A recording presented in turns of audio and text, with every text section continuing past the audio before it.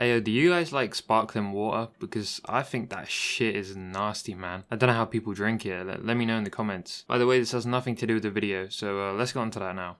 Yo people, it's Feign, and in this video I'm going to talk about Omniscient Reader. It's a manhua that I recently started reading after hearing about it for the longest time. Omniscient Reader is a webtoon based on a web novel about a guy who reads a web novel which then becomes real life, and he's the MC but there's another MC from the web novel. Got it? Basically what I'm trying to say is this webtoon is very meta. Let me actually explain the story in plain English. We follow Kim Dokcha, and I probably butchered that name so please don't hate me, who is your average guy. He's a bit of a loser and his only hobby is reading web novels. For the last 10 years he's been reading a web novel called 3 Ways to Survive the Apocalypse, a web novel about the end of the world, and as he kept reading it, it kept losing viewers until he became the sole reader of this webtoon. He tried to persuade people to watch it the same way I try and persuade my friends to watch Attack on Titan, and they just turn around and look at me like I'm some sort of psychopath. After reading like 3,000 chapters or some shit, the story finally comes to an end, and he receives a message from the author saying, "Yo, thanks for reading, here's a present,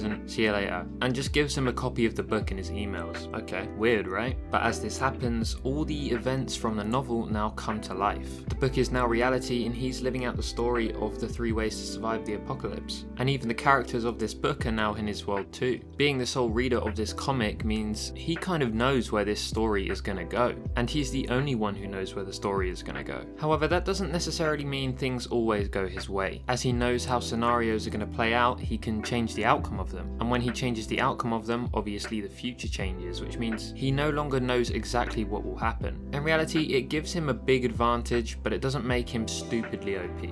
And not only that, but this world, which has now turned into an apocalypse, is probably the weirdest shit I've read in a while, but it's kind of interesting. As well as the apocalypse, the world now kind of forms your typical RPG. People can level up, get new abilities, have to face different missions and scenarios, all that kind of shit, similar to solo leveling. But the way it works is these weird little furries are like Twitch streamers, and they're streaming this entire apocalypse to different constellations around the galaxy, which are basically gods. And these gods are watching the stream and can choose humans who they want to sponsor and give abilities to or give coins to and shit like that. So really it's an apocalypse, Twitch streamers, and gods. It sounds very weird, but it works very well. And I know I compared it slightly to solo leveling with the level up system, but honestly that's about where the similarities end. And not in a bad way, solo leveling is its great thing in its own right, it's just Omniscient Reader is completely different in the way it tackles its story and its characters. And to be honest guys, I actually prefer Omniscient Reader's characters. You know, solo leveling is hype and shit, but the main character is just fucking boring, man. A brick wall has more personality than that guy. I still like solo leveling though. In fact, actually let me know in the comments what you guys think of solo leveling. Go down there, write it now. So back on track. So we follow Kim Dokcha and we get to see how he's going to handle all of these different scenarios getting thrown at him when he has this prior knowledge. Being at an advantage, he kind of takes on like a leadership role, and basically his goal is to try and change the ending of the story, the way the novel he read ended. And what I like about it is he's one of these main characters that, yes, he has abilities to help him out and has this advantage with his knowledge, but he actually uses his brain when it comes to scenarios. You know, in a lot of shonen, and well, not just shonen, but action manga and anime, these main characters just seem to have some sort of fucking brain rot that prevents them from having an IQ in the double digits. Well, yeah, that's not a problem here. He always formulates good strategies, and with each scenario they have to face, you're always wondering how he's going to face it. It's kind of weird because you're in the same position as these gods who are watching, except you just know a little bit more than them. But yeah, it's really refreshing to see a main character actually using his brain, and it stops me from wanting to bash my head into my desk. And on top of that, this isn't the kind of main character that likes to take the moral high ground. And when I say that, I don't just mean, oh, he doesn't just let the bad guys live, he kills them because he's a warrior of justice. I mean that he treats the apocalypse as an apocalypse. He does what he has to do to survive, and if that means he has to hurt some innocent people along the way, then sometimes that has to happen. In fact, he even goes out of his way to throw chaos into the mix sometimes, so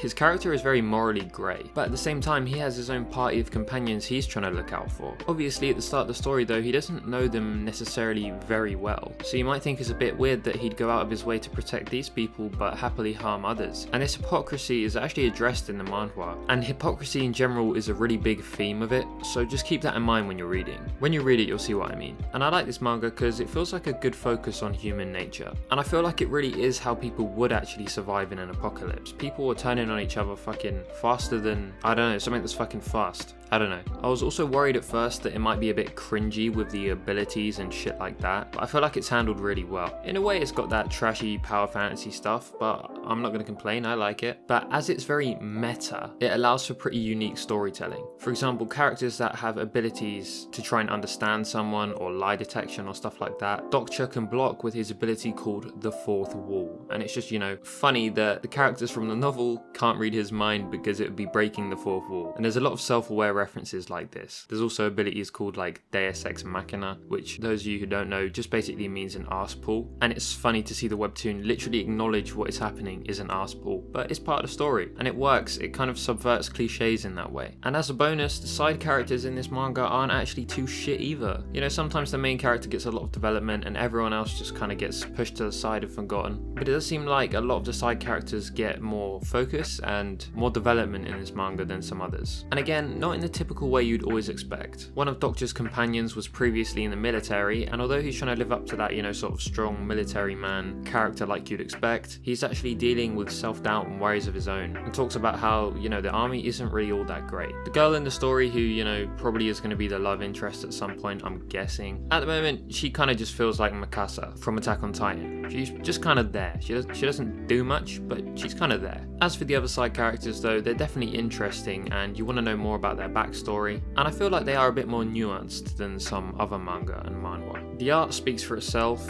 so I'm not going to say anything here. It's produced by the same studio, I believe, that made Solo Leveling, like the Solo Leveling manhwa adaptation. So if you've read Solo Leveling, you know what to expect. Shit's beautiful. The best way I can describe this manga is as a very unique experience, and I recommend you read it just to see what it's about, because it's just kind of mental. And with every chapter I read, I just want to know more. That's really it for the video. It's just a quick recommendation. If you did enjoy this video, please subscribe down below and tell me whether you think you're going to give it a try. Take it easy, drink some water, and I'll catch you in the next one. Peace.